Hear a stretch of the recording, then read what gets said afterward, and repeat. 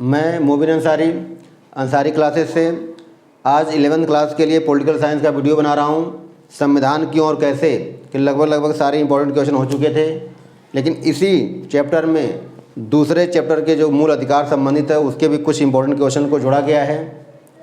तो हमें सबसे पहले पढ़ना है कि मौलिक अधिकार क्या है, उसके बाद पढ़ना है कि मौलिक अधिकार और नीति निर्देशक तत्वों में अंतर क्या है, और उसके बाद फिर एक क्वेश्चन पढ़ना है कि मौलिक कर्तव्य क्या है और किन्हीं 4 मौलिक कर्तव्यों या 5 मौलिक कर्तव्यों के बारे में उल्लेख कीजिए। तो हम आज पहले पढ़ेंगे मौलिक अधिकार किसे कहते हैं। तो ऐसे अधिकार जो हमें राज्य द्वारा प्रदान किए जाते हैं और समाज द्वारा स्वीकार किए जाते हैं उन्हें मौलिक अधिकार कहते हैं। दोबारा सुनना है कि ऐसे अधिकार जो हमें राज्य द्वारा प्रदान किए जाते हैं और समाज के द्वारा स्वीकार किए जाते हैं उसे मौलिक अधिकार कहते हैं। पहली परिभाषा होगी, मैं लिख दे रहा हूँ कि ऐसे अधिकार, ठीक, ऐसे अधिकार जो राज्य द्वारा प्रदान किए जाते हैं, ठीक, राज्य द्वारा प्रदान किए जाते हैं और समाज द्वारा स्वीकार किए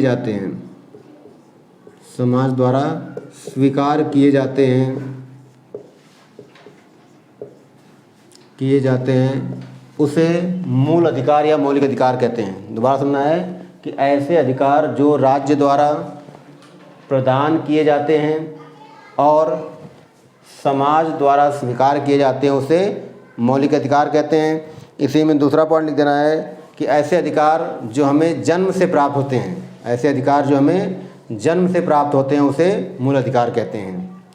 प्रारंभ में जब हमारा संविधान बनकर तैयार हुआ तो मूल अधिकारों या मौलिक अधिकारों कुल संख्या कितनी थी? 7। मौलिक अधिकारों की कुल संख्या कितनी थी? 7। वर्तमान में मौलिक अधिकारों की संख्या कितनी है? 6। अब हमें जानना है कि 6 में से कौन सा मौलिक अधिकार जो हटा दिया गया हटाकर कहाँ रखा गया, अब वो कौन सा अधिकार हुआ, किस अनुच्छेद में रखा गया। तो हमें जानना है कि जो संपत्ति का अधिकार, ठीक, कौन सा अधिकार है? तो संपत्ति का अधिकार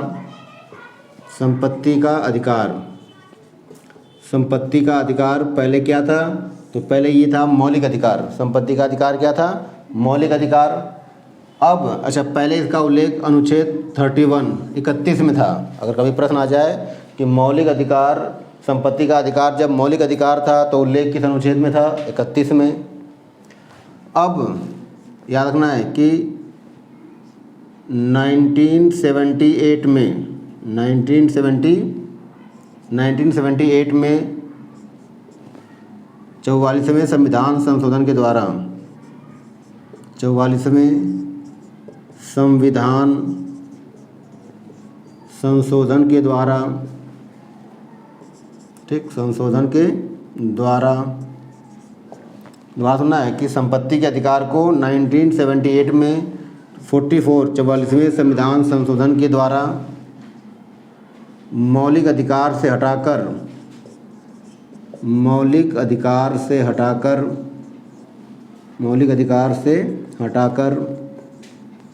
क्या कर दिया गया? कानूनी अधिकार बना दिया गया। याद रखना है, क्या बना दिया गया? कानूनी अधिकार। तो प्रश्न आ सकता है कि संपत्ति का अधिकार अब कौन सा अधिकार है? तो संपत्ति का अधिकार अब कानूनी अधिकार है। पहले क्या था? मौलिक अधिकार था। कानूनी अधिकार कब बनाया गया? तो 1978 में। कौन से संशोधन के द्वारा? तो 44 के द्वारा। फिर आएगा कि संपत्ति के अधिकार का उल्लेख अब कहाँ पे है? तो अनुच्छेद 300 क में। तो संपत्ति के अधिकार का उल्लेख अब किस अनुच्छेद में है? तो 300 क में। तो इस तरह से बाकी जो अधिकार है, समता या समानता का अधिकार, स्वतंत्रता का अधिकार, शोषण के विरुद्ध अधिकार, धार्मिक स्वतंत्रता का अधिकार, शिक्षा और संस्कृति का अधिकार, संवैधानिक उपचारों का अधिकार, ये सारे अधिकार बस नाम लिख देने हैं। मूल रूप से जानना है कि संपत्ति का अधिकार पहले कानून मौलिक अधिकार था, अब कौन सा अधिकार है? कानूनी अधिकार है। कब बनाया गया? तो 1978 में। कौन से संशोधन के द्वारा? 44वें संशोधन के द्वारा। और अगर और क्वेश्चन पूछा डीपली कि इस समय देश का प्रधानमंत्री कौन था, तो आपको याद रखना है कि 1978 में देश का प्रधानमंत्री मोरारजी देसाई थे। कौन थे? मोरारजी देसाई। मतलब इसमें ध्यान रखना है यहाँ पे कि अगर 1 नंबर वाला जो क्वेश्चन है तो उस क्वेश्चन में कुछ भी पूछ सकता है कि मौलिक अधिकार, संपत्ति के अधिकार को कानूनी अधिकार किसके काल में बनाया गया? तो मोरारजी देसाई। तो इस तरह से मौलिक अधिकार क्या है, संख्या कितनी है, कौन सा अधिकार हटाया गया उसको, तो ये हमने बता दिया।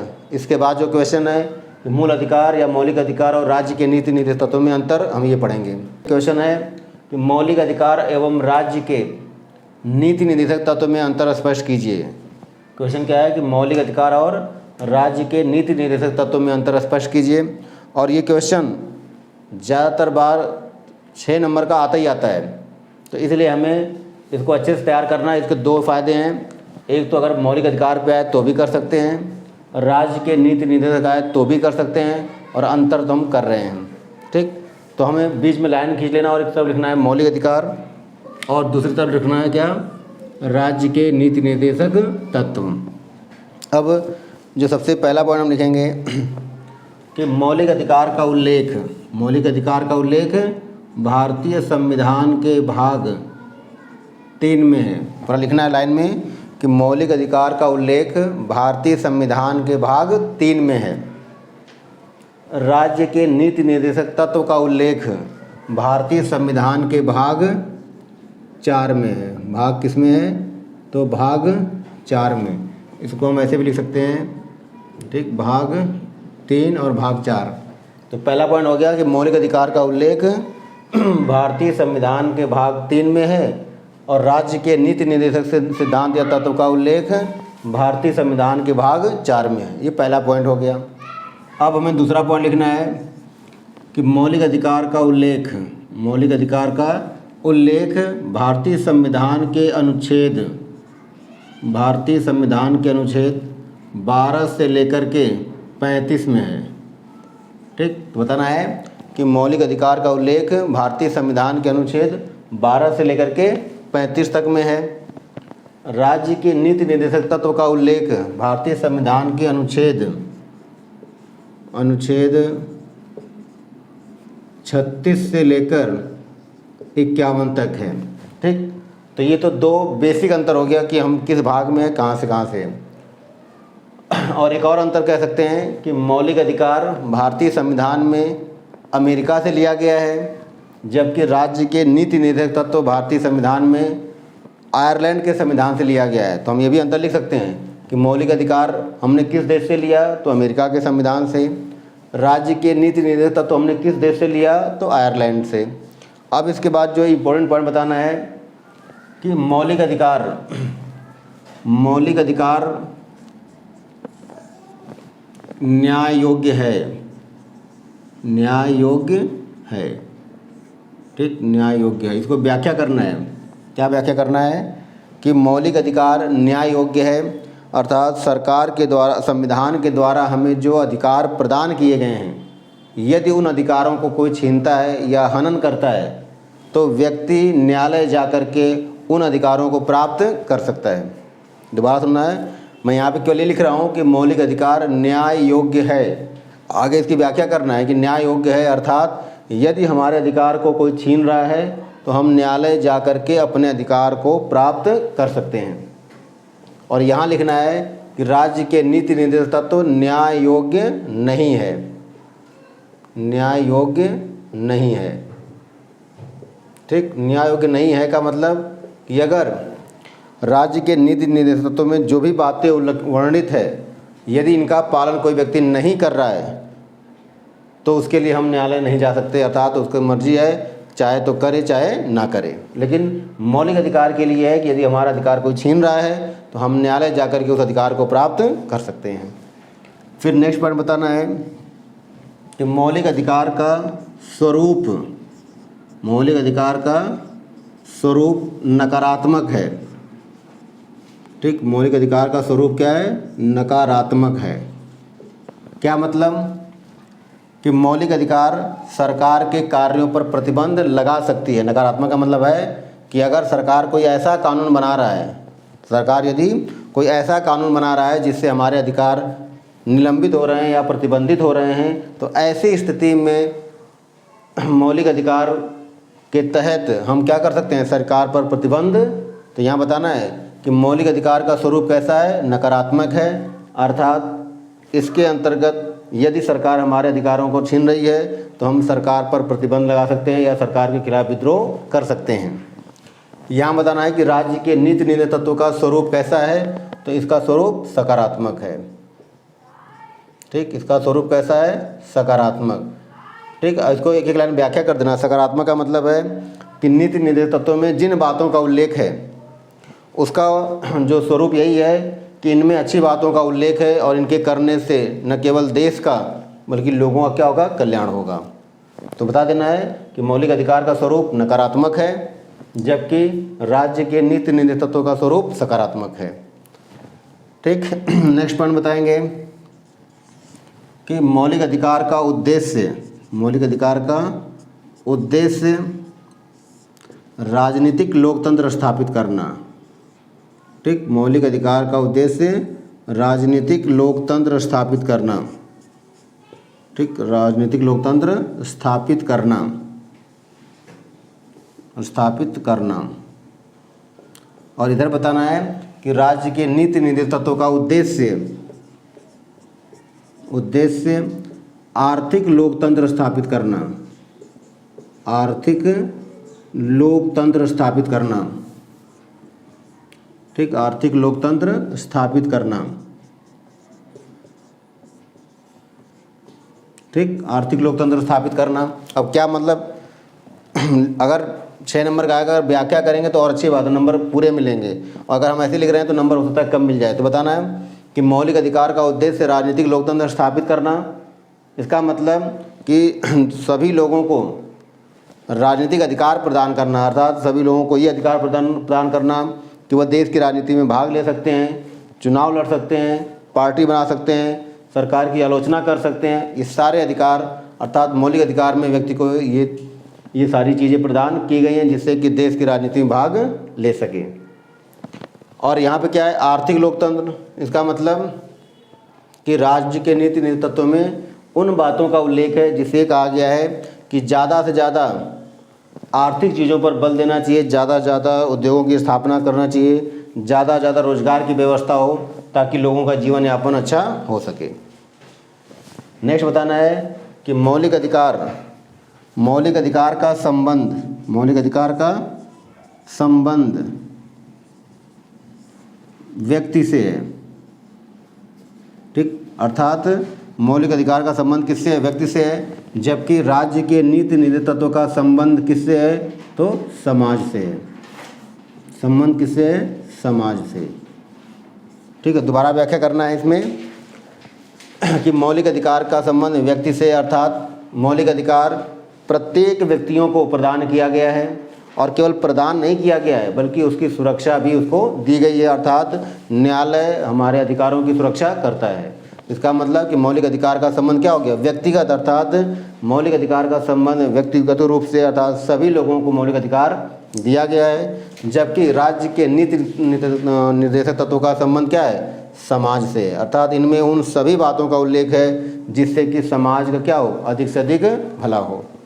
तो इस तरह से ये 6 पॉइंट हैं। अगर 4 नंबर का आएगा तो कोई 4 पॉइंट व्याख्या कर देना है, और अगर 6 नंबर का आ रहा है तो हम पूरी व्याख्या कर देंगे।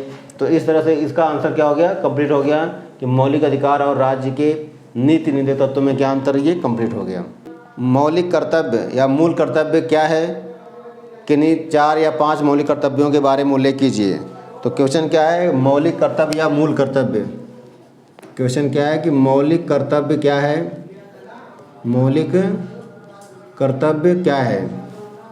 दोबारा सुनना, क्वेश्चन पूरा लिखना है कि मौलिक कर्तव्य क्या है या मौलिक कर्तव्य से आप क्या समझते हैं, किन्हीं 4 मौलिक कर्तव्यों का उल्लेख कीजिए। तो बताना है कि राज्य के द्वारा हमें जो अधिकार दिए जाते हैं या जो अधिकार प्रदान किए गए हैं, उस अधिकार के बदले राज्य के प्रति हमारी कुछ जिम्मेदारी होती है, राज्य के प्रति हमारा कुछ कर्तव्य होता है। तो दोबारा सुनना है कि मौलिक कर्तव्य या मूल कर्तव्य पहले किस देश से लिया गया है। तो मूल कर्तव्य हमने कहाँ से लिया है, तो सोवियत संघ रूस से। कहाँ से लिया है, तो सोवियत संघ रूस से लिया है। ठीक है, तो पहला पॉइंट यही हो गया कि हमने मौलिक कर्तव्य किस देश से लिया है, तो रूस से लिया है। फिर इसमें बताना है कि मौलिक कर्तव्य बताना है कि राज्य के द्वारा हमें कुछ अधिकार प्रदान किए गए हैं, उन अधिकारों के बदले राज्य के प्रति हमारी कुछ जिम्मेदारी होती है और उन्हीं जिम्मेदारियों को कर्तव्य कहते हैं। राज्य के प्रति हमारी जो जिम्मेदारी है उन्हीं जिम्मेदारियों को कर्तव्य कहते हैं। मूल संविधान में कर्तव्यों का उल्लेख नहीं था। ये सब लिखना होगा कि जब हमारा संविधान तैयार हुआ तो मूल संविधान में कर्तव्य का उल्लेख नहीं था। तब तो 1978 में 1976 में सरदार स्वर्ण सिंह की सिफारिश पर सरदार स्वर्ण सिंह की सिफारिश पर भारतीय संविधान में 42वें संविधान संशोधन के द्वारा भारतीय संविधान में कुल 10 मूल कर्तव्य या मौलिक कर्तव्य जोड़े गए। 10 मौलिक कर्तव्य जोड़े गए। दोबारा सुनना है। पहले तो बता देना कि मौलिक कर्तव्य हमने किस देश से लिया, तो सोवियत संघ रूस से लिया। फिर दूसरा पॉइंट बताना है कि मौलिक कर्तव्य किसे कहते हैं। तो मौलिक कर्तव्य में बताना है कि राज्य के द्वारा हमें जो अधिकार प्रदान किए गए हैं उसके बदले जो हमारे राज्य के प्रति जिम्मेदारी होती है उसी को कर्तव्य कहते हैं। मूल संविधान में कर्तव्यों का उल्लेख नहीं था।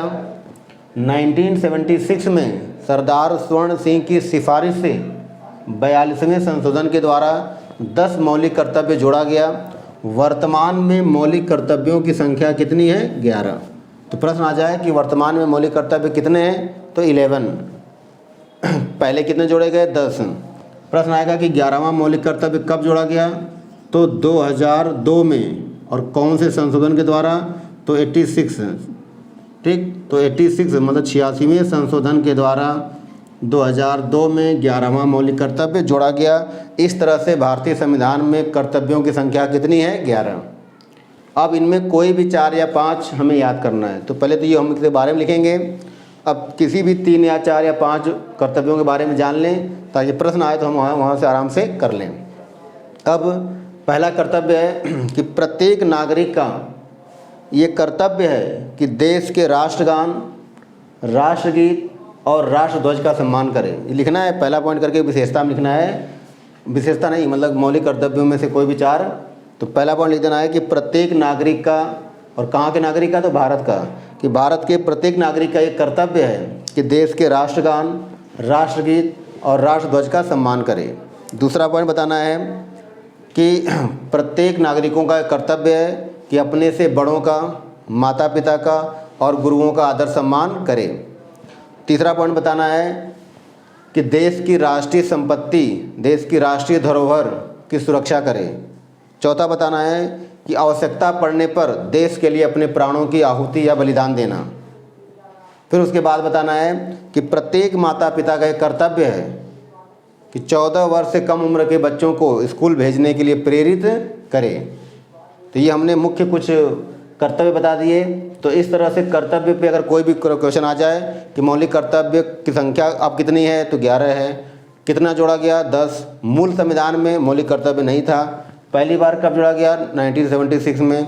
और 11वां कब जोड़ा गया, 2002 में। तो यहाँ से क्वेश्चन आए या फिर मौलिक कर्तव्य किस देश से लिया गया वो भी आप बता सकते हो, और 4 या 5 पूछे तो वो भी बता सकते हैं। इस तरह से मौलिक कर्तव्य पे जो वीडियो थी हमने वो कंप्लीट किया। यदि ये वीडियो आपको पसंद हो तो लाइक करें, शेयर करें, सब्सक्राइब करें, ज़्यादा से ज़्यादा दोस्तों में बांटें ताकि मैं मेहनत करके और ज़्यादा वीडियो बना सकूँ। Thank you.